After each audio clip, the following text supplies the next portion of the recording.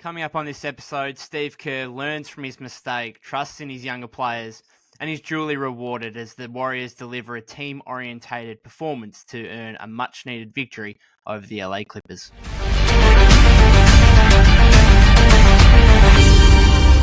Yes, welcome back to the Golden State with Mates podcast. A little off-the-cuff episode here, giving some quick thoughts after the Warriors get a 120-114 victory over the LA Clippers at Chase Center on Thursday night. Obviously, a really important victory to move them to 9-10 on the season. Wasn't a comfortable watch by any means. There were some nerves there in the second half. There were some nerves there in the final 5 or 6 minutes, particularly after what we saw against the Kings on Tuesday night.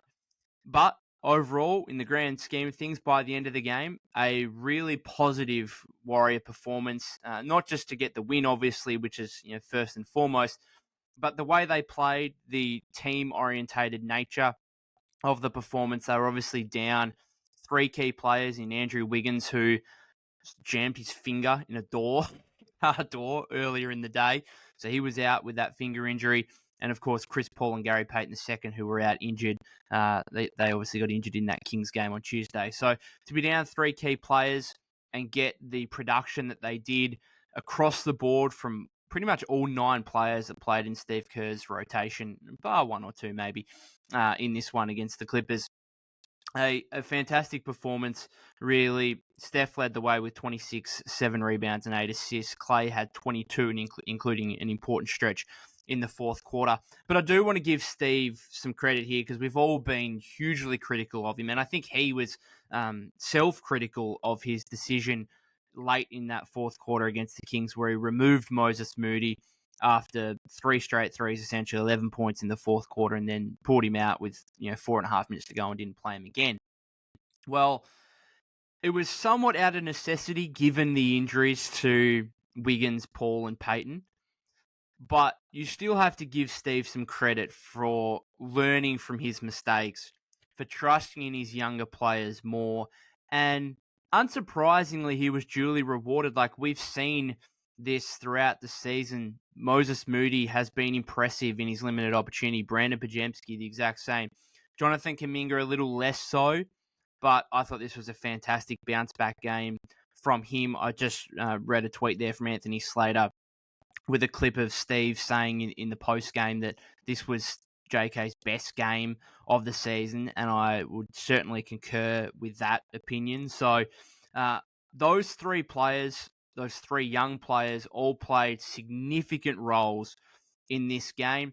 Now, from a team standpoint, there was a clear emphasis in this game for the Warriors to cut down on their horrific turnover and fouling issues against the Kings on Tuesday. They were the first team in nearly 10 years to concede more than 40 free throws and rack up more than 20 turnovers in one game. And so they came out, and in the first quarter, they had a total of 2 turnovers and a total of 2 fouls. Those 2 fouls were a Steph Curry hack on Russell Westbrook, where Steph was adamant that there was no foul call, and he got heated to the point that he got a technical foul, which we never see Steph as heated and as angry as he was in that scenario. And the second one was, I think, a Clay take foul almost in the last few seconds, which was meant to happen. So it was, they had a foul to give in the last possession of the first quarter. So Clay did that on purpose. So 2 fouls, 2 turnovers in the first quarter, and that really, that drilled through for the rest of the game. The Warriors finished with 7 more free throw attempts than the Clippers, 31-24, and they recorded 7 turnovers for the game in its entirety, which is incredible. We've seen quarters where Golden State has 7 turnovers just in that period. So to do that without CP3, obviously, as well, who has been the king in terms of assist-to-turnover ratio and whatnot this season, and controlling things for the Warriors when they do get in a tough spot. To be able to do that was really impressive. And, shout out to Steve for clearly drilling in those 2 points of emphasis, which, every man and his dog could see. Obviously, on Tuesday, that's what allowed the Kings to come back from a 24-point deficit. But to do that, and again, for the younger players to step up the way they did, for Steve to give Brandin Podziemski, he's gone from a DNP to playing over 31 minutes in this game. JK went from playing 9.5 minutes to 23, just over 23 minutes in this one. Moses Moody starting in place of Andrew Wiggins. Gets off to a little bit of a rough start, misses some open threes early in the game, but I thought his ability to impact throughout was really important. And again, he played, I think, over 29 minutes. So Steve got rewarded for learning from his mistake, from acknowledging that, hey, I should have kept Moses in, that maybe I should be, placing some greater trust in my younger players.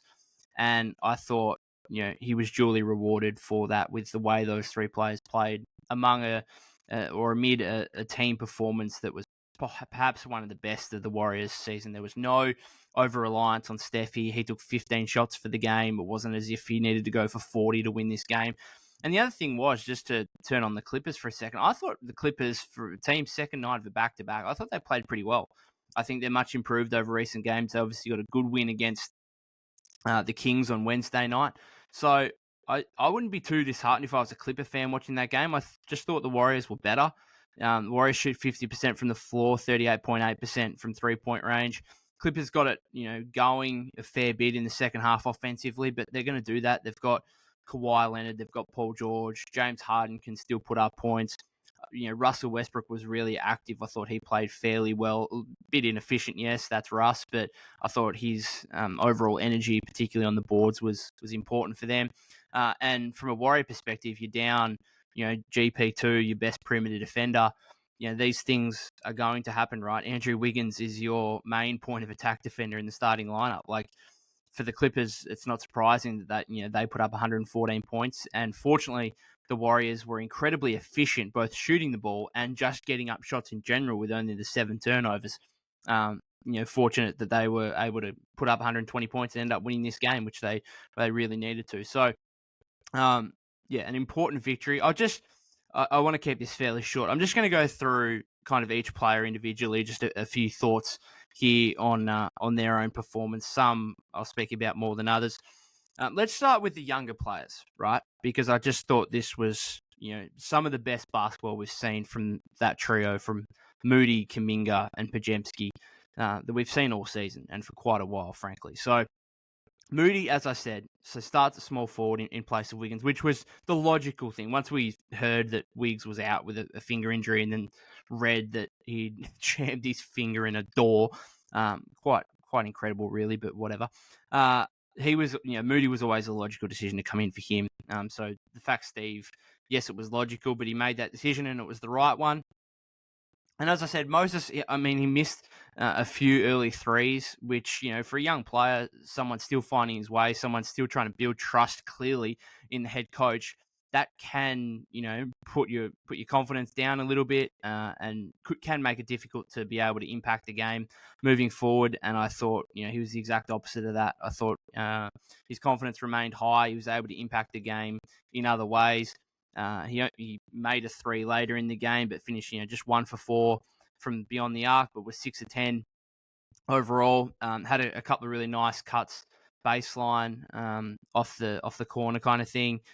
He probably had the play of the game, or maybe the most important play of the game for the Warriors in the third quarter, where the Clippers surged from a 18-point deficit late in the second to getting back to a 4-point margin early in the third. And from Warrior fans' perspective, it was like, oh no, here we go again. We're going to see the exact same story that we saw against the Kings on Tuesday, where kind of some sloppy play late in the first half ends up, really hurting the Warriors. And then the opposition team goes on a run in the second half. And those fears were well and truly forefront of mind early in the third quarter. And Steph misses a shot, and Moses somehow, during that Clippers surge, margin is 4, manages to find an offensive rebound while on his backside on the floor. And then while he's still on his backside on the floor, he finds Clay for an open mid-range jumper. He nails it, and that starts a Warrior 7-0 run, pushes the lead back out to 11, and the Clippers never got within 4 again for the rest of the game. So that was a pivotal play. Not just an incredible one based on the fact he got the offensive board and found Clay while literally on his bum, but the fact that it came when it did at a really important stretch. Clay hit a 3 after that Again, I think Steph might have made a layup, 7-0 run, Warriors back up 11. Bit more breathing room in that situation where it looked like the Clippers could have really, come back hard and potentially taken the lead in that third quarter. So that was a really important play. And I just thought Moses' ability just to do things, to do different stuff in this game. He had a couple of big rebounds. Even the play in the first quarter where he saved a turnover, where he kind of dove out of bounds, kept it in. I think the Warriors got a bucket off of that. So he played really hard, and that's something that you can never fault with him at all. I said it a couple of episodes ago. You're never faulting the effort. He's always putting in 110%. And him and Pods, and I'll kind of transition to Pods as well, they just do stuff for you. And I think it's taken a little bit maybe for Moses to be able to do that. I was kind of critical at times last season where he would just float through games and not necessarily do too much. But now he's doing a lot, even if he's not nailing his three-point jumpers, which he has to a fair level this season. But even when he's not doing that, he's diving on the ball. He's diving on the floor for loose balls. He's hustling for rebounds. He's making defensive plays with steals or blocks, whatever else. Like, he's just doing a lot. And this is why I think it's important that he continues to play a lot moving forward, because he's just proving himself to be a winning player, to be able to impact the game in a multitude of ways, positively. And, what does he do negatively for you? Well, I think he's, perimeter defense can be much better. There's a play early in the game where Paul George gave him a really slight head fake kind of thing and then just went by him as if he wasn't there.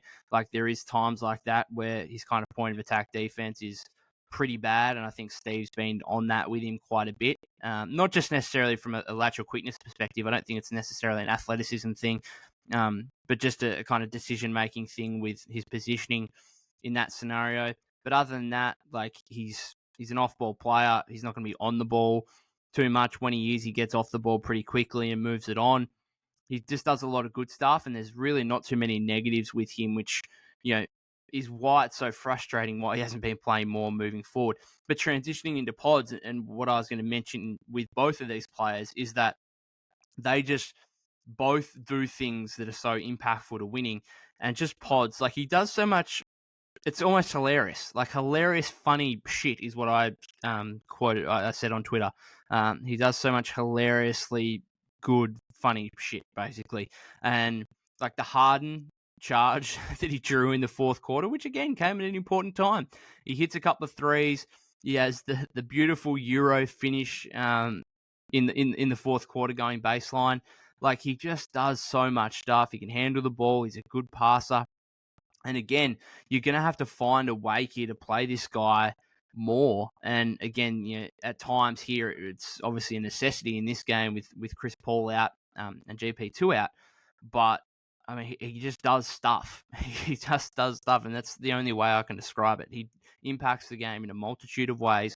And I think from a Warrior perspective and from a Steve Kerr perspective, I'm surprised it's taking him this long to kind of put some faith in Moody and Podziemski specifically, because around Steph and around Clay, but around Steph specifically, if you're not going to have star players, you need guys who can do a little bit of everything. And Podziemski especially now, because Moody's not a ball handler, he's not a playmaker or anything, but Podziemski especially, he just does a little bit of everything. And he has another 8 rebounds in this game, so it has 13 points, 5-10 shooting, 2 of 4 from 3-point range, has 8 rebounds, couple of assists. Like, he just does a little bit of everything, takes charges, plays some solid perimeter defense. Like, he's quite amazing. What a steal with the 19th overall pick. And I tweeted out halftime, that kind of range from, 16 to 20, where you got Keontae George, I think, went to the Jazz with the 16th pick. He's been really impressive. He's starting for Utah. You got Jaime Jaquez Jr. from Miami, who, I mean, if it's not the Wemby Holmgren situation, Jaquez might be in the conversation for Rookie of the Year. He's been so impressive. Then you got Pods, who's doing stuff like this on a consistent basis. The upside of Cam Whitmore, and we'll see what Jalen Hood-Schifino, who was taken between George and Jaquez, I think, to the Lakers.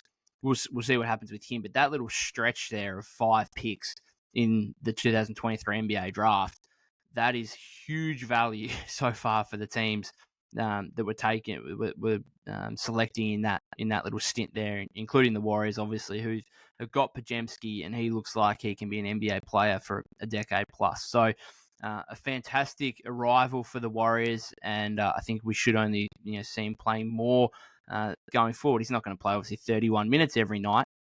But the fact that you've got a player there who you took with the 19th overall pick who can step up when some guys are out and play in a way that he did tonight, it's absolutely incredible to be able to have that at your disposal. And because last season with the Warriors, their lack of bench depth, we obviously saw some games where Steph, Clay, Dre were out, resting or whatever else, and it was just a disaster. And you were losing. I think they lost 2 games in New Orleans by what a combined like 70 points. You're basically just giving up the game at that point. So to have someone like Podziemski being able to come in, play 30 plus minutes and play well and productively, it's really invaluable.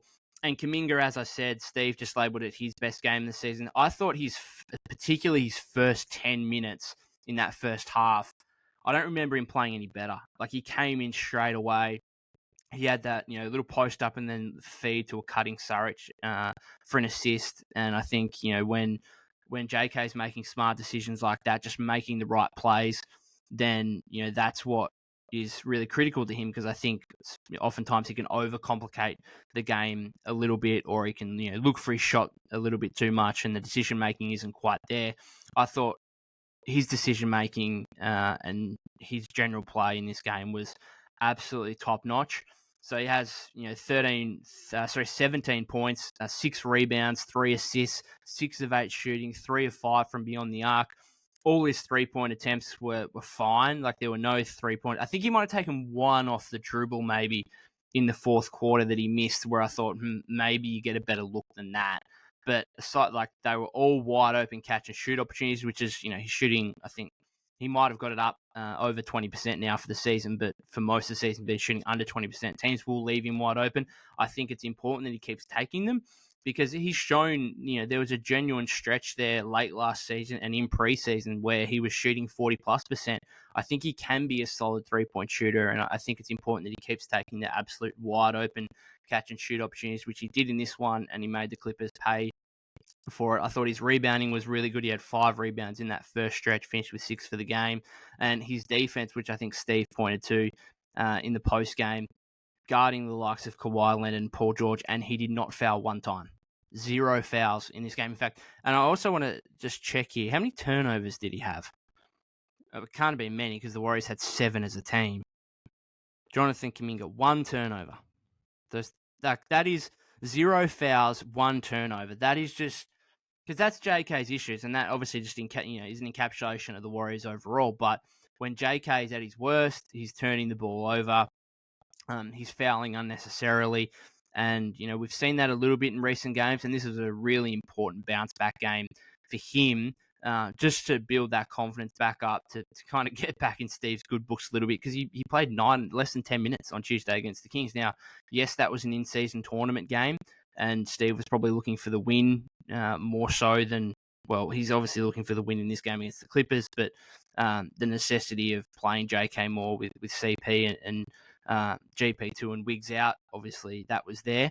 But this was a really important bounce-back game for JK, and as Steve said, and as I say, his best game this season, just in terms of his decision-making. He obviously had that, I think, 21-point game against the Thunder, but this was much better in terms of impacting winning basketball. I think that 1 turnover was when he tried to drive on Norman Powell and he got stripped or whatever. It happens. I like his aggressiveness in this game, but he played really under control. And I thought the Warriors as a team played really under control, and that was the most impressive aspect, I think, playing some of these younger players for large minutes, and yet offensively especially, they just always felt like they were under control. They always felt like they were getting good shots. Even someone, if we transition into the veteran players, Clay, 22 points, 8 of 18 shooting. He was largely inefficient before that important stretch in the fourth quarter where he had 10 points. He hit a couple of threes, hit 1 3, had a couple of, maybe had a mid-range jumper, a layup, and then he had an and one where he attacked a closeout, and then met Tice up top, finished with like a left-hand layup, got fouled, and won there. So he was largely inefficient before that, but aside from an important stretch in the third quarter, a poor stretch in the third quarter, I should say, early on when the Clippers kind of made their run and cut it to 4. Aside from that, I thought it was actually a pretty good Clay game. Even with kind of some of the shooting issues, I suppose, I thought the shot selection, I thought the shots he was taking were actually pretty good. So I didn't really have too much of a concern there. He had a couple of nice plays, generally a good decision-making game from Clay. Attacked the closeout on a few times. As I said, got to the rim on that layup against Tice. Had a dump off to Draymond, I think, in the second quarter. Had one late where I thought he was going to take a 3 for some odd reason with like 40 seconds to go and early in the shot clock. I was surprised. And then he actually found Moody for a dunk. So he had a really good decision-making game. There are still a couple of shots where you're kind of iffy about. It's always going to be the case with Klay Thompson, and I think he's deserved that over the course of his career. It's just some of the dumb stuff, some of the silly turnovers and whatnot, which he had a couple early in the third quarter. But aside from that kind of first 3 or 4 minutes of the third quarter, really happy, really good Klay game. This is now 4 out of the last 5 games where he scored 20-plus points, and this is just what he needs to do. I think everyone's hanging out for a big Klay game, 30, 35 points, to kind of explode out of this shooting slump. I'm happy if he's just getting his 20-22, 18 to 22 on reasonably efficient shooting, on good decision making, 6 rebounds tonight, contributing in that department. I'm happy with that. I don't need a 35-point Klay game for him to make a statement that I'm back or anything like that. Just be like you were in this game, which was really, really solid and quite good. Steph struggled a little bit early, but he came back and just sealed the game. That would have been a disaster if the Warriors had obviously sunk to another loss there after being up by 18 in the second quarter. He kind of steadied the Warriors down the stretch, made a couple of important layups at the rim, made his free throws at the end. So it was a solid Steph game, 8 of 15 shooting, pretty efficient. There's not too much more that needs to be said. It was, just a real positive that, he didn't have to go off. He didn't have to carry the team offensively to get the dub, which, you fear with CP3 out with that lack of playmaking. You fear that might have been the case, but it simply wasn't. 3 of 9 from 3-point range. The Warriors shoot 38.5% from beyond the arc as a team, but Steph and Klay combined for 5 of 16 as a duo. So it wasn't the perfect game from either of those two by any means. But again, I thought their general decision making, shot selection was really good. Draymond, I thought was good. He keeps making these threes early in games. It's quite remarkable. Went 2 of 4 from 3, 4 of 8 from the floor overall. He also, and I actually hadn't picked up on this until they brought it up on the screen mid-game, he actually made, 18 free throws in a row, I think, and then missed one in the fourth quarter there, I believe. But he had a streak going there of 17 or 18 made free throws in a row, which combined with the 3-point shooting, which is nearly 50%, this is probably the best Dre has shot the ball in, I don't know, like 2016, 2017 period. Like basically the 15-16 year before KD came, which is 6 or 7 seasons ago now. Like this is a real positive. Teams still aren't defending him, but the fact that he can make them pay on a couple of occasions, and if he can continue to shoot 40+% from 3-point range, that's a real bonus. So solid game for him. Quick shout out, obviously the date 11/30/23, or at least in America that's the date for me. We do it the other way around. It's 30/11/23, but either way it doesn't matter. Obviously celebrating Steph, Klay, and Draymond with their jersey numbers. Shout out to those guys. We've been critical at times of them so far this season, particularly Klay, I suppose, and Draymond with the suspension stuff. But we are, as fans, so fortunate to be able to watch these three do it over the course of the last decade plus, or last 12 years. It's been absolutely amazing.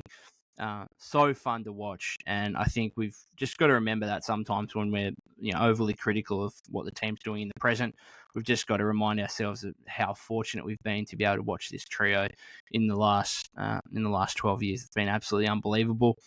So a shout out again to those guys for everything they've done over their own personal careers and what they've done for the Warriors in completely revitalizing this franchise into one of the greatest teams in the history of the NBA. So just a quick shout out to them, and whatever celebration and admiration comes towards them today is fully deserved. In terms of other bench players, I mean, I spoke about Kuminga. Saric again, another solid game, 13, 5 and 5. I mean, not too much you have to say, but he's just been really good. I mean, some of his, when he's playing at the 5, some of his defensive stuff I'll always question, but it doesn't really bother me. Some of the pick and roll defense when he closed that first half, Zubac was kind of having his way, but, whatever. Again, just a solid Dario game. He makes 2 of his 4 threes as well, 4 or 7 from the floor. Got to the free throw line a little bit. I've actually been impressed with his ability to take advantage of smaller players. He did go Paul George once, which I was confused about. I was like, well, having Paul George on a switch isn't a mismatch in any way, shape, or form. Like, he's 2 inches, shorter than you with a big wingspan. He's an all-defensive type player. Like, that's not... And Dario tried to go at him and failed completely, but whatever. Against other smaller guys like a Terrence Mann or a Norman Powell or whoever it is, I think he does a pretty good job of taking advantage, drawing fouls, getting to the free throw line. I've been spoken about Podziemski. Corey Joseph is the other one that played 21 minutes and 50 seconds, probably a bit more than what Warrior fans would like to see. 1.2 rebounds, 2 assists, but was a plus 12 in the game. And I don't particularly... Now, when there's a full rotation, should Corey Joseph be playing? Absolutely not. No, he should not be. He's not going to be in the main rotation. However, he's doing his job for me. I think he's a good third-string point guard who, again, Chris Paul's out. You can put him in there. I don't think Steve necessarily wants Pods to be the full-time backup point guard with CP out. And I can understand that. Like, a championship contending team, 20-year-old rookie, 19th overall pick. I can understand, like, he wants another guard out there next to Pods. He'd primarily like Pods to be the secondary playmaker, which is also fine because Pods can obviously be an off-ball threat as a shooter as well, and made a couple of threes here in this one. So I get it. I understand it. Now, some fans are going to be like, why is Corey Joseph playing fourth quarter minutes? Why is he playing over 20 minutes? Well, that's the reason. And for me personally, I can understand it. And I think Corey Joseph is, the fall guy so far this season. The bloke's barely played, and when he's played, I think he's been okay. Like, he's not a complete disaster. Like, stop comparing him to some of the point guards of the past, like a Brad Wanamaker or something like that. I mean, stop it. Stop it. Corey Joseph is a 10-plus year veteran in this league, an NBA champion. Stop. Like, some of the hate towards him, it's hard to fathom for me. The dude has barely played, and I think he's been okay. He's not putting up big numbers, but, he's a plus 12 on the floor in 21 minutes and 50 seconds. Like, it's fine. It's fine. He's not in the main rotation. We get it. But he can play. He's a third-string point guard for a reason, and he's quite a good one as far as the league goes. He's quite a good one. He's consistent. You know what he's going to bring for you. Good team player. Like, stop it. Just stop. Warriors Twitter. I hate it. It's really getting to me. And the last one, I suppose, that I wanted to kind of bring into, and this is another credit to Steve, Loon. This is a bad Loon game, and he hasn't been playing overly well of recent time. And I am, again, the huge credit to Steve goes because he played less than 13 minutes in this game. He played 12 minutes he played 12:55, so just under 13 minutes. Full credit to Steve for not playing Loon much at all in that game. Ivica Zubac was made to look like Hakeem Olajuwon in that game. He had 18 points, 13 rebounds, 7 of 11 shooting. Loon's kind of, again, like Saric's pick and roll defense. Zoo was just eating inside. And Loon, in contrast, missed a couple of layups he should have made early in that third quarter. That's like that early 3-4 minute stretch where the Clippers cut the lead from 11 to 4. That Clay and Loon stretch, there was those two guys that were an absolute disaster in that 3 or 4 minutes. Absolute disaster. Unfortunately, Loon was taken off the floor and was never to be seen again. And it's nothing against Loon, but there's almost a ceiling when you've got him on the floor, particularly next to Draymond, with the lack of shooting that front court provides you. Even if Draymond's shooting the ball nearly 50% from three this season, teams aren't guarding him. There's clearly a ceiling, I think, there, which is why every single time come playoff time, Loon usually goes to the bench and there's an Otto Porter Jr. or heck, there's a freaking JaMychal Green come in last season into the starting lineup because he wants more shooting out there. I do wonder whether or not the Warriors could try and find an upgrade there to be able to, maybe put Loon back to the bench on a more permanent basis and have more shooting out there, obviously, while retaining some of their defensive identity. But the facts are their defense in the starting lineup this season has been poor. They've got that starting lineup, traditional starting lineup, has a defensive rating of 122. So they're not playing defense. Yes, you want Loon's rebounding out there, sure, but I mean, if you're going to be able to, have other players contribute on the boards, Clay grabs 6, Steph grabs 7, Pods grabs 8, Draymond grabs 5, Moody grabs 3, JK grabs 6. Like, if you can just rebound as a team, then I think that's taken away a little bit. There's going to be certain matchups where he can be really beneficial. He obviously absolutely owns Domantas Sabonis and the Kings. So there's that, and there's going to be other matchups like that. But largely, I'm quite happy with the fact he played less than 13 minutes in this game because he was pretty bad. And this is the surprising thing is usually Loon's pretty consistent. You know what you're going to get from him, but that was a really, really bad Looney game. It just was. And so full credit to Steve for not going back to him, for saying, no, you don't have it tonight. We can get away with playing Saric and Green at the 5. No Trace Jackson-Davis, which is, again, fine. You've played big minutes with Moody, Kuminga, Podziemski, whatever. But, Loon, I guess part of it was also the fact the Clippers went very small late in the third quarter where they didn't have a center out there. Tice comes in early in the fourth quarter. Tice is 6'8". He's not dominating you on the glass or anything like that. So good decision-making from Steve Kerr in this game, and just good decision-making from the Warriors overall in this game. Good shot selection, not turning the ball over in dumb ways. Good rotations from Steve. Good lineups. I can't really fault this game. I really can't. I can't fault this game in any single way, shape, or form. And yet they only won the game by 6 points, which I think goes down to that. I thought the Clippers played pretty well as well. I thought just generally good game of basketball. Good game of basketball. Good, much better game to watch than the game on Tuesday night against the Kings, which was just absolutely foul after foul, whistle after whistle, stop, start, just a horrible watch in the second half. This was a flat-out good game to watch.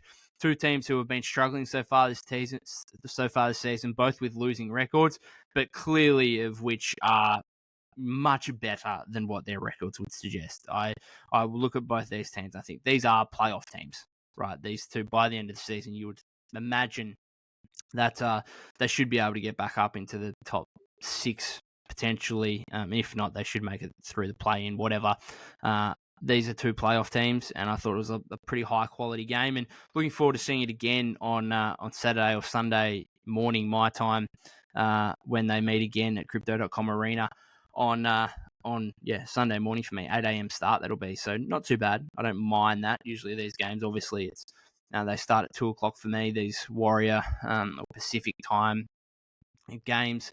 Are on at 2 p.m. in the afternoon for me the following day. So it's pretty handy. It's good, but I don't mind the little 8 a.m. start, get up early on Sunday morning. Might do a podcast after that. In the meantime, if you haven't subscribed on the YouTube channel already, please do that. It would be greatly appreciated. You can follow us on Apple Podcasts or Spotify. You can follow me at POC252. That's POK252 on Twitter /X. Until next time, thanks again.